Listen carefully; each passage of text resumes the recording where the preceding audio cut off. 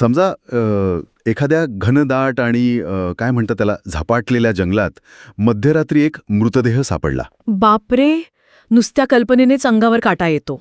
हो ना. आणि विचार करा, तिथे 2 माणसं उभी आहेत. एक आजच्या काळातला आधुनिक गुप्तहेर आणि दुसरा 17व्या शतकातला एखादा सामान्य सैनिक. आपला साहजिक समज असा असतो की तो आधुनिक गुप्तहेर तर्क लावेल आणि तो सैनिक मात्र म्हणजे तो भीतीने देवाचा धावा करेल. अगदी बरोबर. पण आज आपण ज्या ऐतिहासिक स्रोतावर ही सखोल चर्चा करणार आहोत ना, तो स्रोत या सगळ्या गृहीतकांना पूर्णपणे छेद देतो. नक्कीच. आज आपल्याकडे एका ऐतिहासिक आणि रहस्यमय कथेचं, ज्यात बाजिंद नावाचा काहीतरी संदर्भ आहे, त्याचं केवळ एक पान उपलब्ध आहे. पान क्रमांक 67. फक्त एकच पान आहे आपल्याकडे. हो, एकाच पानाचा मजकूर. पण त्यात मानवी मानसशास्त्र, भीतीवर मिळवलेला ताबा आणि अंधश्रद्धेला फाटा देणारा एक प्रगल्भ वैज्ञानिक दृष्टिकोन दडलेला आहे. खरं तर या एका पानातून जी गुंतागुंत उलगडते ती खरोखरच विलक्षण आहे. अगदी.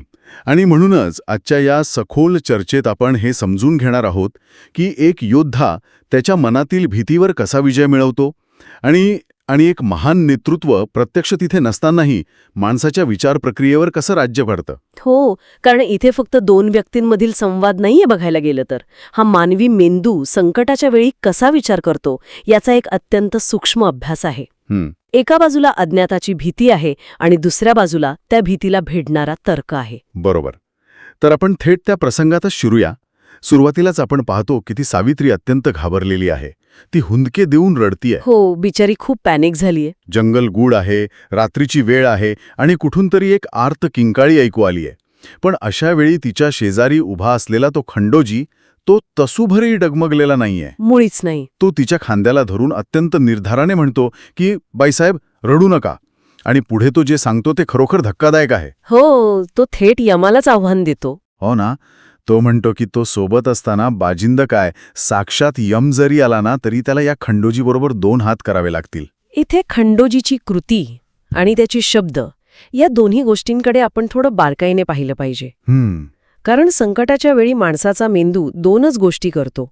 एकतर लढण्याची तयारी, ज्याला आपण फाईट म्हणतो, किंवा पळून जाण्याची वृत्ती म्हणजे flight. Right. Fight or flight response. अगदी बरोबर. आता सावित्रीची अवस्था अशी आहे की तिचा मेंदू पूर्णपणे भीतीने व्यापला आहे. ती शारीरिकदृष्ट्या तिथे सुरक्षित असली तरी मानसिकदृष्ट्या ती पूर्ण कोलमडली आहे. हो. आणि अशा वेळी खंडोजीने यमाला दिलेला आव्हान हे केवळ बढाया मारणे नाहीये. अच्छा, मग ते काय आहे? तो जाणीवपूर्वक तिच्या मनातला तो भीतीचा विळखा तोडण्याचा प्रयत्न करत आहे. शब्दांतून मिळणारा हा मानसिक आधार खूप महत्वाचा असतो. मला हे एका इलेक्ट्रिकल सर्किट ब्रेकर सारखं वाटतंय. सर्किट ब्रेकर म्हणजे कसा? म्हणजे बघा, जेव्हा सिस्टीममध्ये अचानक ओव्हरलोड होतो तेव्हा जसा सर्किट ब्रेकर पुढचा अनर्थ टाळण्यासाठी तो करंट किंवा प्रवाह खंडित करतो, तसंच काहीसं खंडोजी करतो इथे. अरे वा, हे खूप छान उदाहरण दिलंय. सावित्रीच्या डोक्यात भीतीच्या विचारांची जी एक न थांबणारी साखळी किंवा लूप सुरू झाला होता ना, तो लूप तोडण्याचं काम खंडोजीचा तो ठाम स्पर्श आणि त्याचे ते शब्द करतात. तो एक प्रकारे तिचं वास्तव तिथे रिसेट करत आहे. हो, हे सर्किट ब्रेकरचं उदाहरण या परिस्थितीला अगदी चपखर लागू पडतं. कारण जेव्हा माणूस पॅनिक होतो ना, तेव्हा त्याच्या मेंदूतील तो अमिगडाला नावाचा भाग अतिसक्रिय होतो आणि त्यामुळे तार्किक विचार करण्याची क्षमताच थांबते. राईट. सगळे विचारच बंद पडतो. अगदी. खंडोजीला हे अजाणतेपणे का होईना पण अचूक समजलेलं आहे की सावित्रीला आता सुरक्षेच्या आश्वासनाची म्हणजे एका आधाराची अत्यंत तातडीनं गरज आहे. हो. यम जरी आला तरी त्याला माझ्याशी लढावं लागेल, या वाक्यातून तो तिला एक प्रकारची मानसिक ढालच देतोय. खरंय. इथेच मला एक अडचण वाटतेय. कोणती अडचण? बघा, मृत्यूची भीती न वाटणं एका सैनिकासाठी साहजिक असू शकतं. समोरून येणाऱ्या तलवारीला कसं रोखायचं हे त्याला माहीत असतं. बरोबर आहे. पण आपण 17व्या शतकाबद्दल बोलतोय. त्या काळात मृत्यूपेक्षाही जास्त दहशत त्या अदृश्याची होती. हो, भूताखेतांची भीती. अगदी. ती भीती त्या काळातील लोकांसाठी केवळ अंधश्रद्धा नव्हती, तर ती त्यांच्या दैनंदिन जगण्यातली एक खरीखुरी गोष्ट होती. फॅक्ट होती ती त्यांच्यासाठी. बरोबर. मग मला सांगा, मृत्यूला न घाबरणारा हा माणूस ज्या गोष्टी डोळ्यांना दिसत नाहीयेत त्या भूताखेतांना का घाबरत नाहीये? हा या मजकुरातील सर्वात कळीचा आणि महत्वाचा मुद्दा आहे. कारण शारीरिक धोक्याला सामोरं जाणं वेगळं आणि समाजाच्या मानसिक धारणांशी लढणं ते अगदी वेगळं. इथे खंडोजीचं जे पुढचं वाक्य आहे ना, ते त्या काळातल्या एका सामान्य माणसाच्या तोंडून येणं हे अत्यंत दुर्मिळ होतं. हो, तो स्वतःची ओळख सांगताना स्पष्ट म्हणतो, शिवछत्रपतींचा धारकरी आहे मी. आम्हाला भूतं लागत नाहीत, उलट भूतानाच आम्ही लागतो. क्या बात आहे. केवढा हा आत्मविश्वास. हो ना. आणि सावित्रीला तो थेट सांगतो की या खुळचट मनाच्या कल्पना असतात सावित्री. इथे मला त्या लेखकालाच एक प्रश्न विचारावासा वाटतो. म्हणजे ऐतिहासिक काळात जेव्हा माणसाच्या हाडामासात अंधश्रद्धा भिनलेली होती, तेव्हा एका सामान्य सैनिकाकडे असा अत्यंत विवेकी आणि रॅशनल दृष्टिकोन असू शकतो का? हे थोडं अतिशयोक्ती नाही वाटत? वरवर पाहता तसं वाटू शकतं, पण इथे खंडोजीने वापरलेल्या धारकरी या शब्दाचा अर्थ आपल्याला थोडं खोलात जाऊन समजून घ्यावा लागेल. अच्छा, धारकरी म्हणजे केवळ शस्त्र धरणारा नाही का? नाही. धारकरी म्हणजे केवळ तो माणूस नव्हे ज्याच्या हातात धारधार शस्त्र आहे, तर धारकरी तो ज्याच्या विचारांना, ज्याच्या विवेकाला एक विशिष्ट धार आहे. ओके.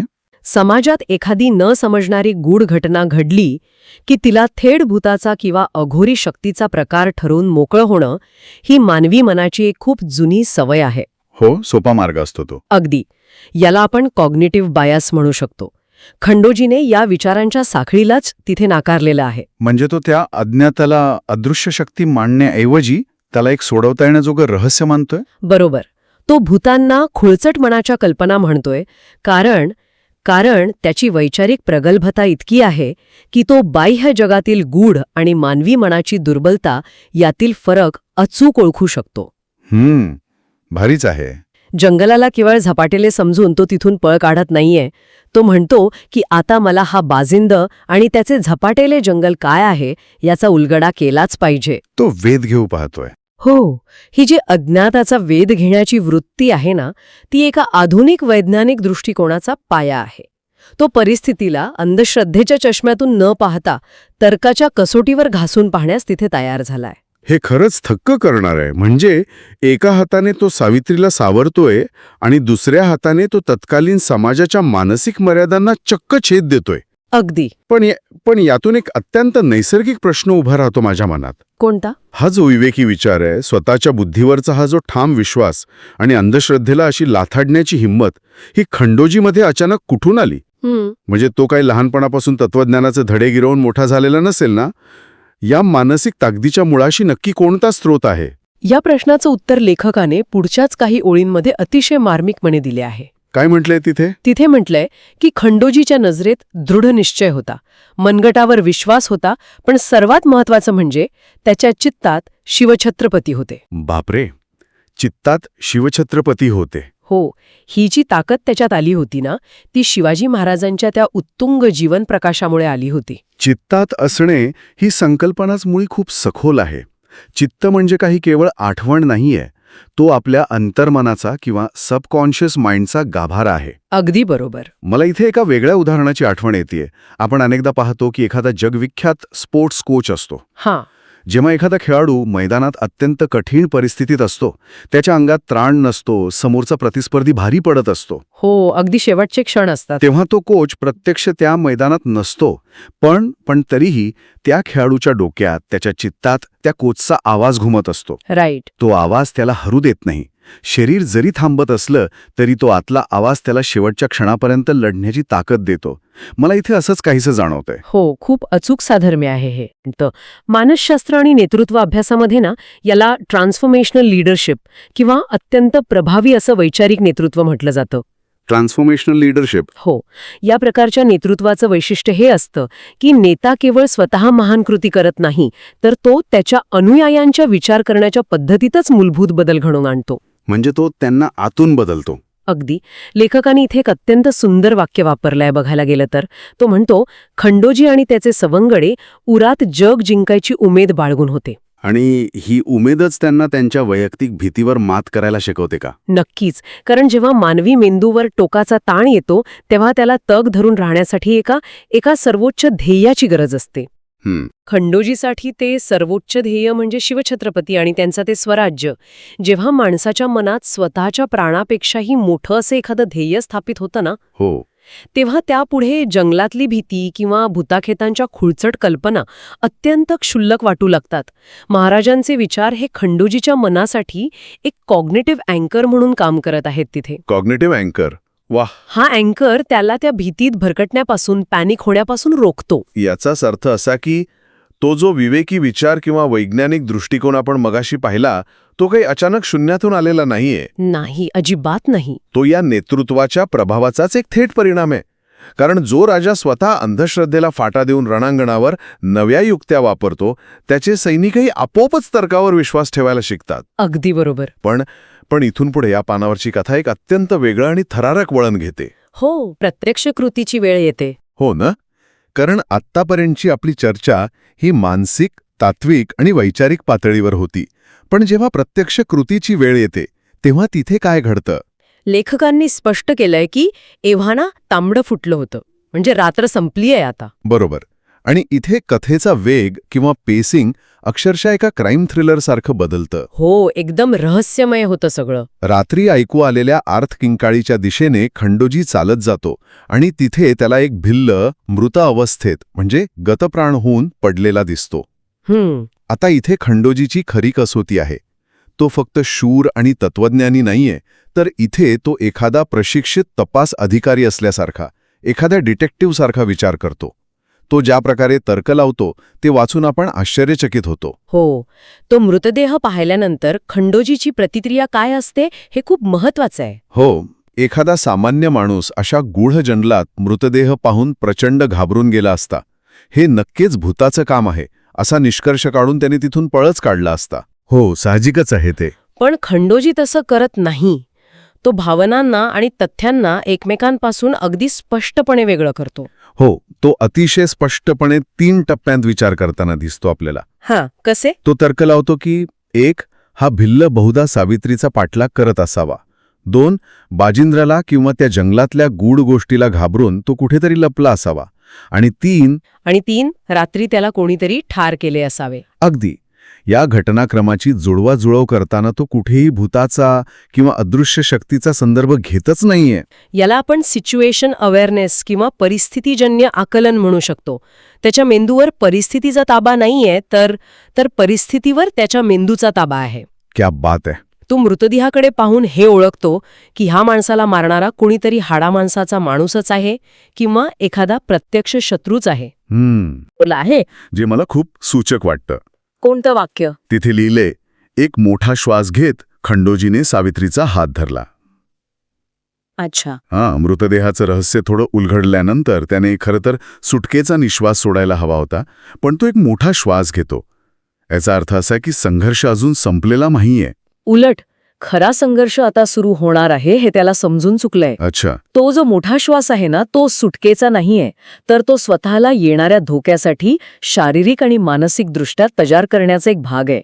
स्वतःला प्रिपेअर करतोय तो. हो, रात्रीचा अंधार संपला असला तरी आता दिवसाच्या प्रकाशात एक खराखुरा शत्रू त्यांच्या समोर आहे, ज्याने त्या भिल्लाला मारले आहे. राईट. सावित्रीचा हात धरणे हे दर्शवते की आता नुसता मानसिक आधार देण्याची वेळ मागे पडली आहे. आता प्रत्यक्ष कृती आणि बचावाची वेळ आली आहे. हो. तो त्या अज्ञाताचा, जो आता भौतिक रूपात समोर येऊ शकतो, त्याचा सामना करण्यासाठी पूर्णपणे सज्ज झाला आहे. बापे, एकाच पानातून आपण किती मोठा प्रवास केला आहे. खरंच. आजच्या या सखोल चर्चेत आपण पाहिलं की शब्दांच्या पलीकडे जाऊन एका पानातून एक संपूर्ण व्यक्तिमत्व कसं उभं राहतं. खंडोजीची ती अभेद्य मानसिक ताकद, संकटाच्या वेळी त्याने वापरलेला तो सर्किट ब्रेकर, तत्कालीन समाजाच्या अंधश्रद्धेवर त्याने मिळवलेला वैचारिक विजय आणि सर्वात महत्त्वाचे म्हणजे छत्रपती शिवाजी महाराजांसारख्या नेतृत्वाचा त्याच्या अणुरेणूत भिनलेला प्रभाव. हे सगळं एकाच पानावर इतक्या ताकदीने मांडलं आहे की ते खरंच अवाक करणार आहे. निश्चितच. आणि यातून एक खूप मोठा धडा मिळतो की खरी लढाई ही नेहमीच रणांगणावर नसते, तर ती माणसाच्या मनात असते. ज्याचं स्वतःच्या विचारांवर आणि तर्कावर नियंत्रण आहे, तो कोणत्याही अज्ञात संकटाचा सामना करू शकतो. आणि त्यासाठी मनात एक सर्वोच्च ध्येय किंवा प्रेरणा जिवंत असणं अत्यंत आवश्यक असते. अगदी 100%. आणि म्हणूनच या थरारक चर्चेच्या शेवटी मला एक विचार मांडायचा आहे, जो आपण सर्वांनी स्वतःला विचारण्यासारखा आहे. नक्कीच आज आपण खंडोजी आणि त्याच्या त्या झपाटलेल्या जंगलाची गोष्ट ऐकली, पण जर आपण आपल्या रोजच्या जगण्याकडे पाहिलं ना, तर आपल्याला दिसेल की आपल्याही आयुष्यात अशी अनेक झपाटलेली जंगलेत. हां, आपल्याही मनात अनेक भूते वावरत असतात. ही भूतं म्हणजे खऱ्या अर्थाने कुठल्या अदृश्य शक्ती नसतात, तर ती असतात आपल्या मनातील निराधार भीती, भविष्याची चिंता, अपयशाची धास्ती किंवा लोक काय म्हणतील याचं दडपण. हो ना. या सगळ्यात त्याच खुळचट कल्पना आहेत जे आपल्याला पुढे जाण्यापासून रोखतात. प्रश्न हा आहे की या आधुनिक जगातल्या खुळचट कल्पनांचा सामना करण्यासाठी आपण आपल्या चित्तात कोणाची प्रेरणा जिवंत ठेवली आहे? आपल्या मनगटात आणि मेंदूत असा कोणता विचार किंवा कोणता सर्वोच्च ध्येय आहे जे आपल्याला या मानसिक अंधकारात खंबीरपणे उभा राहून म्हणायला शिकवेल की आम्हाला या भीतीची वाटत नाही, उलट भीतीलाच आमची वाटली पाहिजे? यावर नक्की विचार करा.